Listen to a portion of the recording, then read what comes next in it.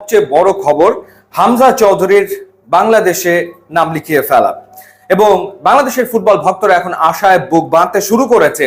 এবার ঘুরে দাঁড়াবে বাংলাদেশের ফুটবল এবং কাঙ্ক্ষিত সেই লক্ষ্যে ঠিকই দেশের ফুটবল পৌঁছে যাবে।